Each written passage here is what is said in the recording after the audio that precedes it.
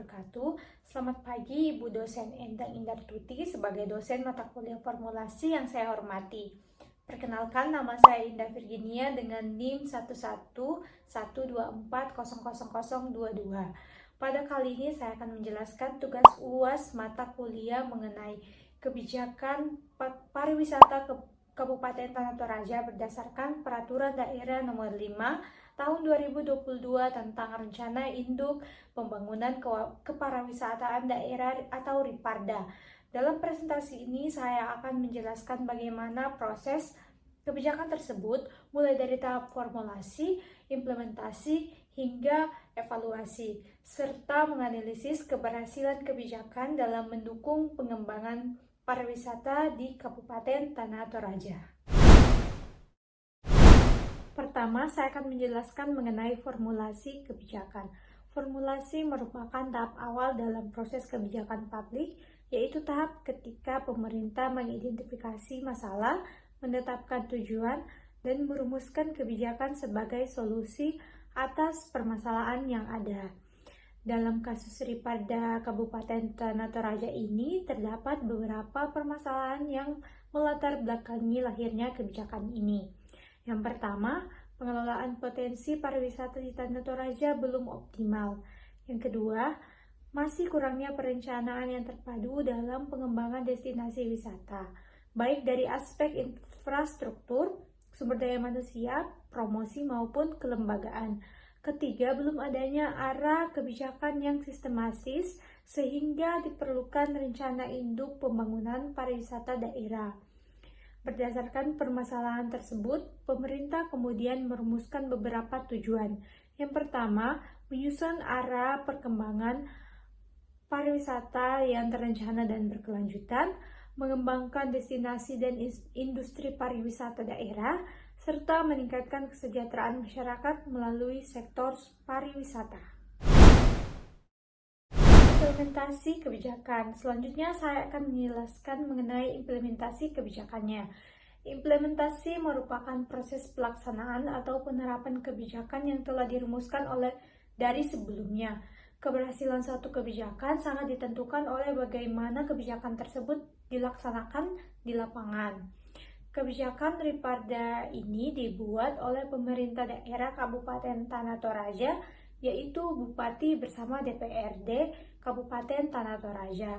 Pemerintah menetapkan kebijakan ini karena sektor pariwisata merupakan salah satu sektor unggulan yang harus dikelola secara terarah dan berkelanjutan. Contoh nyata dari implementasi kebijakan ini adalah penetapan beberapa kawasan wisata budaya seperti Ketekesu, Londa, dan Negeri di Atas Awan Lolai sebagai destinasi prioritas dalam pengembangan pariwisata daerah. Dalam pelaksanaannya, aktor utama yang bertanggung jawab adalah Dinas Pariwisata dan Kebudayaan Kabupaten Tanah Toraja. Namun implementasi kebijakan ini tidak hanya dilakukan oleh satu instansi, melainkan melibatkan berbagai pihak melalui pendekatan kolaboratif lintas sektor. Kerjasama pertama dilakukan antar organisasi perangkat daerah atau OPD, misalnya Bapeda yang bertugas menyusun perencanaan pembangunan kawasan wisata.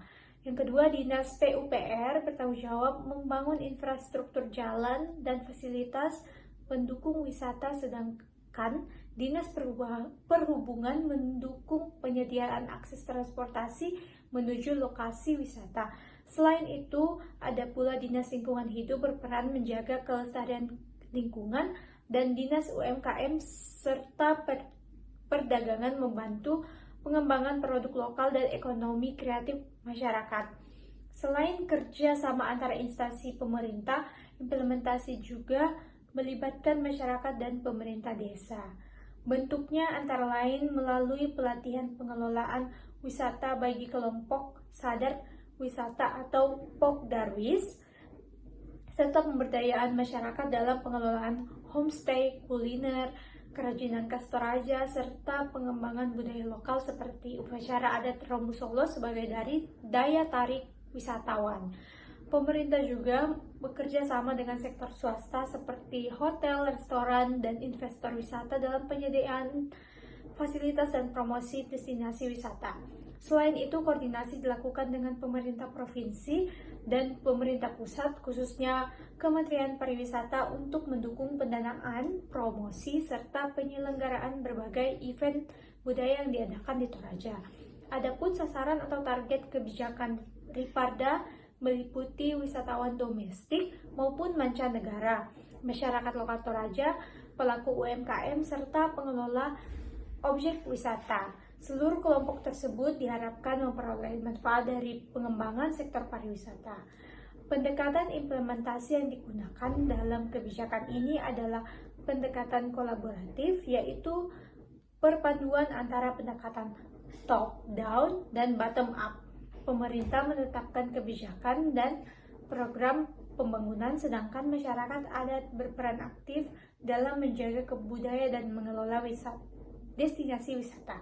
Dengan demikian, pembangunan pariwisata dilakukan secara bersama-sama agar pemerintah, masyarakat, dan sektor swasta. Untuk menganalisis implementasi kebijakan ini digunakan teori Van Meter dan Van Horn. Teori ini menjelaskan bahwa keberhasilan implementasi dipengaruhi oleh 6 variabel, yaitu kejelasan tujuan kebijakan, ketersediaan sumber daya, karakteristik pelaksana, sikap pelaksana, komunikasi antar organisasi, dan kondisi lingkungan. Dalam Riparda, keenam variabel tersebut sudah terlihat melalui adanya tujuan yang jelas, potensi budaya yang kuat, koordinasi lintas sektor, serta komitmen pemerintah dalam masyarakat dalam menjaga budaya Toraja. Secara umum, implementasi kebijakan ini adalah menunjukkan berbagai keberhasilan. Hal tersebut didukung oleh potensi budaya dan alam yang kuat, meningkatnya promosi wisata, serta partisipasi masyarakat dalam pengembangan desa wisata dan ekonomi kreatif. Selanjutnya, target kebijakan Riparda menyusun 4 kelompok utama. Yang pertama, wisatawan domestik dan mancanegara. Yang kedua, masyarakat lokal Toraja sebagai pemilik budaya dan pengelola wisata. Yang ketiga, pelaku UMKM yang menjual souvenir, kuliner khas Toraja, dan kopi Toraja. Yang keempat, pengelola objek wisata berbagai destinasi.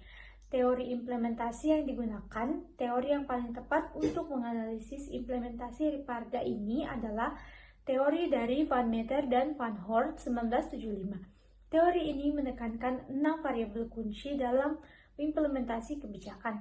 Yang pertama, standar dan tujuan kebijakan, yaitu arah pengembangan wisata, budaya, dan berkelanjutan sudah jelas. Yang kedua, sumber daya, yaitu potensi sumber daya, SDM, dan anggaran daerah. Yang ketiga, karakteristik agen pelaksana, melibatkan banyak dinas dan organisasi. Yang selanjutnya, disposisi pelaksana, komitmen pemerintah dan masyarakat menjaga budaya lokal. Yang selanjutnya, komunikasi antar organisasi, kunci ordinasi lintas sektor, yaitu kuatnya budaya Toraja menjadi faktor pendukung utama. Tahap terakhir dalam siklus kebijakan publik adalah evaluasi kebijakan. Evaluasi merupakan proses untuk menilai apakah kebijakan yang telah dilaksanakan mampu mencapai tujuan yang telah ditetapkan sebelumnya. Melalui evaluasi ini, pemerintah dapat mengetahui keberhasilan maupun kelemahan suatu kebijakan, sehingga dapat dilakukan perbaikan di masa mendatang. Evaluasi Riparda Kabupaten Tanah Toraja menggunakan teori dari William Enden yang terdiri dari 6 kriteria penilaian. Kriteria pertama adalah efektivitas, yaitu menilai sejauh mana tujuan kebijakan telah tercapai. Misalnya peningkatan jumlah wisatawan yang berkembang destinasi wisata. Kriteria kedua adalah efisiensi, yaitu menilai apakah sumber daya dan anggaran yang digunakan telah dimanfaatkan secara optimal. Kriteria ketiga adalah kecukupan, yaitu menilai apakah kebijakan mampu menyelesaikan masalah yang menjadi latar belakang pembentukannya, termasuk dalam meningkatkan kesejahteraan masyarakat. Kriteria keempat adalah pemerataan, yaitu melihat apakah manfaat kebijakan dapat dirasakan secara adil oleh seluruh masyarakat, terutama masyarakat di sekitar objek wisata. Kriteria kelima adalah responsivitas, yaitu menilai sejauh mana kebijakan mampu memenuhi kebutuhan dan harapan masyarakat. Sedangkan kriteria terakhir adalah ketepatan, yaitu menilai apakah kebijakan yang diterapkan memang dapat untuk mengatasi persoalan pembangunan pariwisata di Kabupaten Tanah Toraja. Adapun output dari kebijakan ini antara lain pembangunan destinasi wisata, peningkatan kualitas sumber daya manusia, promosi wisata, perbaikan infrastruktur, serta tersusunnya dokumen Riparda sebagai pedoman pembangunan pariwisata daerah. Sementara itu, outcome yang diharapkan adalah meningkatnya jumlah wisatawan, bertambahnya pendapat masyarakat, meningkatnya investasi di sektor pariwisata, serta terbukanya lapangan kerja baru bagi masyarakat setempat. Berdasarkan hasil evaluasi ini, implementasi Perda Nomor 5 Tahun 2022 tentang Riparda Kabupaten Tanah Toraja secara umum dapat dinilai berhasil, meskipun pelaksanaannya masih terus berlangsung hingga tahun 2030. Keberhasilan ini ditunjukkan dengan adanya dasar hukum yang jelas, pengembangan destinasi wisata yang terus-menerus dilakukan, serta meningkatnya promosi budaya Toraja, serta semakin terintegrasinya pembangunan sektor pariwisata di daerah. Secara umum, implementasi Riparda Kabupaten Tanah Toraja ini dapat dinilai berhasil karena telah melibatkan berbagai pihak seperti pemerintah, masyarakat, dan sektor swasta melalui pendekatan kolaboratif. Keberhasilan tersebut tidak terlihat dari semakin berkembangnya destinasi wisata, melainkan meningkatnya promosi budaya Toraja, serta tumbuhnya partisipasi masyarakat dalam kegiatan pariwisata. Namun pelaksanaannya masih menghadapi beberapa kendala seperti keterbatasan infrastruktur anggaran dan pengelolaan berbagai objek wisata yang belum optimal. Oleh karena itu diperlukan komitmen yang kerjasama yang berkelanjutan dari seluruh pemangku kepentingan agar tujuan pembangunan pariwisata Tanah Toraja dapat tercapai secara maksimal hingga akhir periode pelaksanaan pada tahun 2030. Demikian presentasi yang dapat saya sampaikan mengenai kebijakan pariwisata Kabupaten Tanah Toraja berdasarkan Perda Nomor 5 Tahun 2022 tentang Riparda. Dari pembahasan tersebut dapat disimpulkan bahwa kebijakan ini menjadi pedoman dalam mengembangkan sektor khususnya pariwisata Kabupaten Toraja melalui perencanaan yang terarah, berkelanjutan, serta melibatkan berbagai pihak. Terima kasih atas perhatiannya. Mohon maaf apabila terdapat kekurangan dalam menyampaikan maupun isi presentasi ini. Wassalamualaikum warahmatullahi wabarakatuh.